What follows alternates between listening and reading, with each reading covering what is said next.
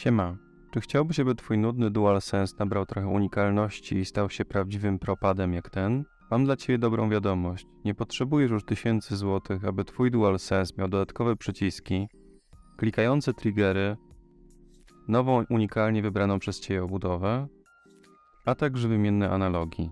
W tej serii dowiesz się, jak to zrobić samodzielnie we własnym domu.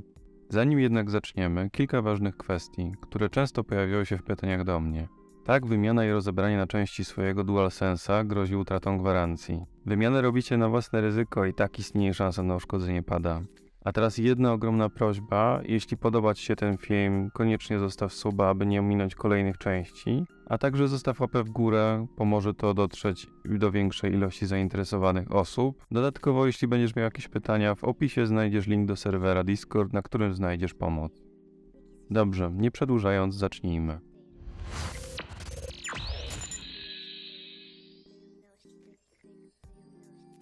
Jak widzicie, do mojego projektu użyłem połączenia karbonowej obudowy z pomarańczowym żarówiastym kolorem. Do zestawu dobrałem sobie czarne przyciski, aby wszystko fajnie kontrastowało. Wszystkie te elementy możecie zakupić na stronie Extreme Rate lub, żeby było w ogóle szybciej, skorzystajcie sobie z Amazona. Tam wszystkie części do całego projektu są dostępne od ręki, nie trzeba na nie czekać bardzo długo. Na początek zaczniemy sobie od rozebrania obudowy. Pierwsza rzecz, którą musimy zrobić, to wypiąć. Wykonujemy to podważając delikatnie przycisk. Powinien on sam kliknąć. Dobrze jest podtrzymać go sobie palcem, ponieważ czasami mamy sytuację, że może on wystrzelić w kosmos. Następnie odpinamy dolną, mniejszą obudowę. Robi się to za pomocą wsunięcia w to widoczne miejsce, które macie na filmie i również podważenia. Następną rzeczą, jaką robimy, przesuwamy w stronę gniazda audio i palcami lub też narzędziem odczepiamy obudowę. Po zrobieniu tego czeka nas odkręcenie 4 śrubek, 2 w dolnej części obudowy, 2 w górnej części, tam gdzie były nasze przyciski R1, L1.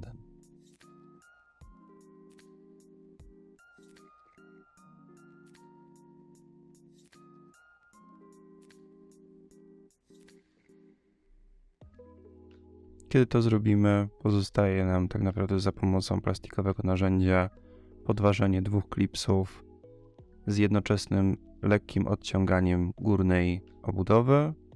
Pozwoli nam to otworzyć pada. Po zrobieniu tego pozostaje nam teraz odpięcie baterii. Wyciągamy ją sobie z gniazda, na którym jest włożona. Klips delikatnie poruszamy prawo-lewo. Po wyciągnięciu odkładamy sobie baterię na bok.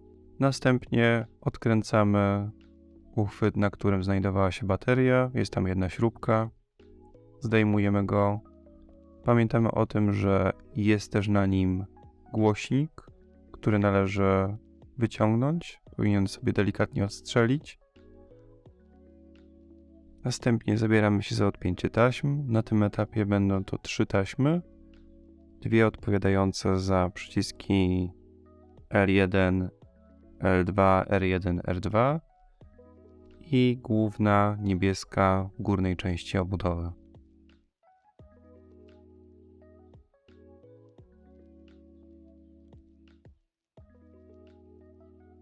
Po odpięciu taśm musimy podważyć klipsy, które przytrzymują płytę główną. Robimy to za pomocą narzędzia lub palca, jednocześnie podważając płytkę, aby całość odskoczyła nam od obudowy. Aby całkowicie wyciągnąć obudowę, musimy jeszcze odkręcić 2 śrubki znajdujące się po lewej i po prawej stronie pada. Teraz też mamy dobry moment na odpięcie 4 taśmy, która przytrzymuje mikrofon do obudowy. Po zrobieniu tego, widoczny na filmie sposób, łapiemy za czarną część obudowy i wysuwamy ten element Po zrobieniu tego ja najczęściej zabieram się w takiej właśnie kolejności za wyjmowanie przycisków. Zaczynam od przycisku PlayStation, z którego zdejmuję gumkę zabezpieczającą. Wyjmuję ten przycisk i zostawiam go sobie zaraz przy tej gumce, żeby mi się to wszystko nie pomieszało. Kolejną rzeczą jest wyjęcie klipsa podtrzymującego przycisk od mutowania dźwięku. Za pomocą palca lub też pensety wyjmujemy taśmę od mikrofonu.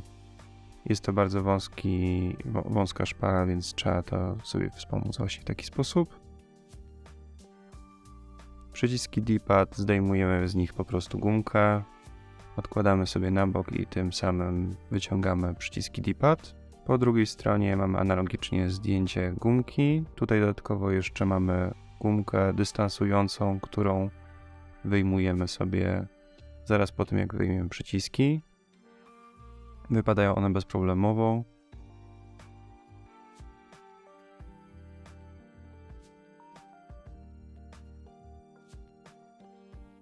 Aby nie porwać gumki, najlepiej jest sobie pomóc jakimś narzędziem pokroju pensety, aby podważyć gumkę od spodu i wysunąć ją delikatnie od obudowy.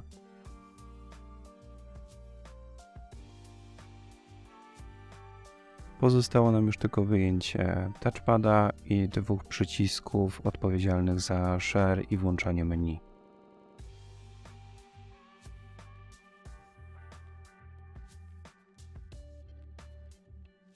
Przechodzimy teraz do rozbierania już samego touchpada. Zaczynamy od odkręcenia śrubki zabezpieczającej i wyjęcia tak naprawdę w kolejności plastiku, czyli ramki i czarnej obudowy. To, co należy zrobić teraz, to wziąć naszego touchpada z płytką, użyć najlepiej suszarki i podgrzać całość tak, aby klej podtrzymujący płytkę rozpuścił się i pozwolił nam za pomocą narzędzia takiego jak tutaj na przykład na filmie widocznego podważyć płytkę. Należy robić to bardzo ostrożnie, żeby jej nie połamać.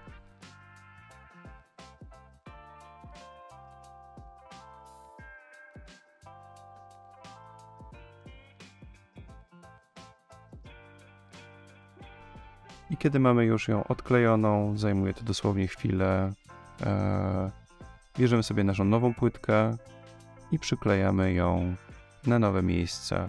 Jest to akurat bardzo proste, ponieważ mamy już zaznaczone dystanse, do których musimy dopasować tą płytkę. I teraz ważna rzecz, a raczej różnica, która może wystąpić niekoniecznie zawsze. W tym touchpadzie, z którego ja korzystałem, mieliśmy jedną śrubkę i jeden normalny dystans.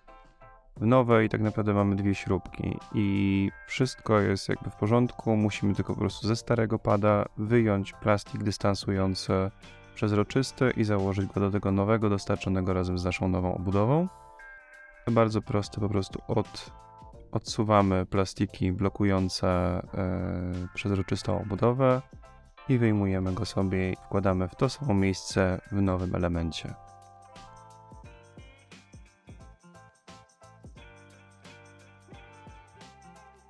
Po zrobieniu tego wracamy sobie do naszej płytki touchpadowej, do której podpinamy taśmę. Następnie w kolejności pokazanej na filmie zaczynamy sobie składać naszego touchpada. Pierwsze co robimy, tak naprawdę przekładamy taśmę przez otwór w czarnej płytce, ale zanim to zrobimy, wkładamy ramkę, na której będzie podświetlenie LED widoczne. Przykręcamy całość już teraz dwiema śrubkami i tym sposobem nasz nowy touchpad jest gotowy. Pozostaje nam teraz tak naprawdę przełożenie wszystkich elementów, które wyjęliśmy ze starej obudowy do nowej. Zaczynam od włożenia gumy dystansującej do przycisków. Jest to o tyle proste, że guma ta ma zaznaczoną strzałkę do góry. Będzie ona dopasowana do strzałki widocznej na obudowie. Niezależnie czy jest to obudowa oryginalna czy zastępcza, obie mają takie oznaczenie. Kiedy mamy już to zrobione, wkładamy po kolei przyciski, które również mają oznaczone wypustki, umożliwiające nam odpowiednią kolejność wkładania. Musimy jeszcze założyć gumkę zabezpieczającą, widoczną akurat teraz na ekranie. Jest to ta posiadająca większy rozmiar wypustek. Układamy ją sobie na powierzchni wypustkami w dół i dociskamy tak, żeby wyszły sobie od strony D-pada. Kolejność jest podobna. Zaczynamy od włożenia nowych przycisków D-pad. Następnie zakładamy pozostałą nam gumkę zabezpieczającą. Kolejna rzecz, jaką montuję, to tak naprawdę nasz element mikrofonu. Zaczynamy od przełożenia taśmy. Najlepiej pomóc sobie w tym wypadku akurat pensetą, ponieważ ten element obudowy jest bardzo wąski. Sam mikrofon wkładamy do obudowy, widoczny otwór, wsuwając odpowiednio taśmę. W założeniu mikrofonu przechodzę do montażu przycisku Mute. Na co należy zwrócić uwagę, to tak naprawdę włożenie tego przycisku klipsem do góry. Po wsadzeniu usłyszymy charakterystyczne kliknięcie. Następnie montuję przycisk PlayStation, który zabezpieczam gumką, która w zestawie razem z nim.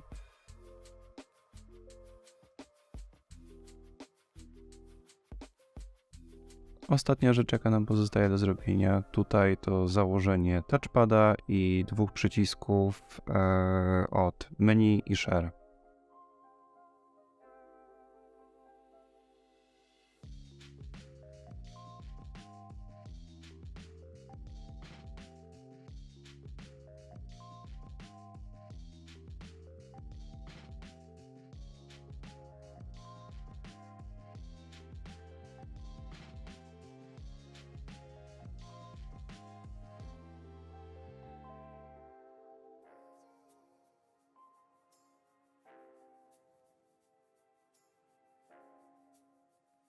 Po skończeniu montażu przycisków i wszystkich gumek możemy przejść tak naprawdę do montażu czarnej części obudowy odpowiedzialnej za cały mechanizm.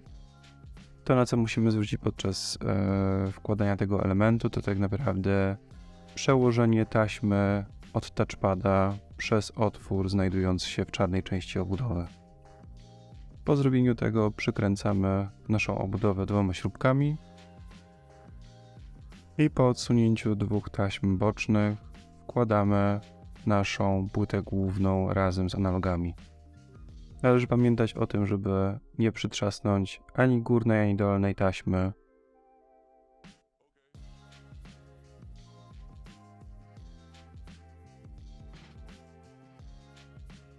Musimy teraz jakby podpiąć wszystkie taśmy na miejsce. Zaczynamy od taśmy odpowiedzialnej za mikrofon. Następnie możemy podpiąć kolejny, tak jak na wideo.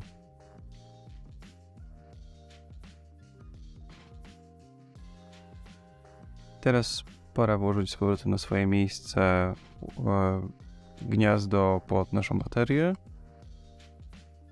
W trakcie wkładania tego elementu należy zwrócić uwagę na kable czarno-czerwone, aby były one odpowiednio włożone, tak jak na wideo, pod tymi zaczepami, a także wyciągnąć taśmę odpowiedzialną za nasz głośnik i włożyć ją na miejsce w podobny sposób, jak robiliśmy to na froncie.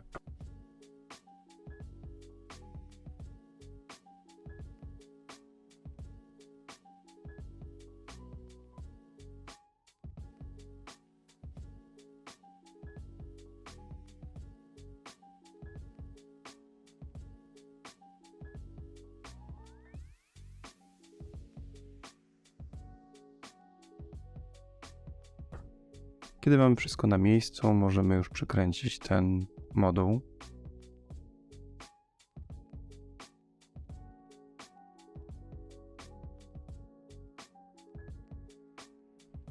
A także podpiąć baterię do gniazda. Najlepiej zrobić to na początku, podpinając kabel i układając baterię na miejsce.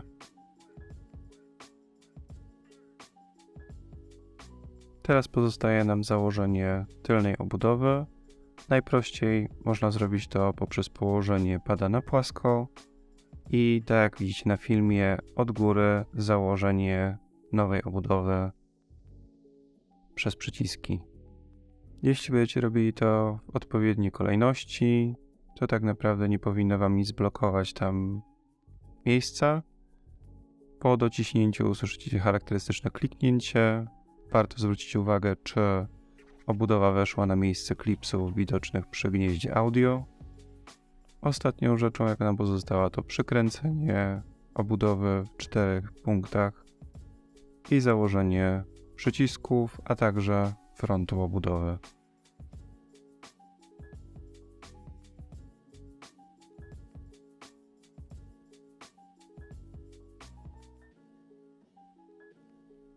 I właściwie to wszystko w tym wideo.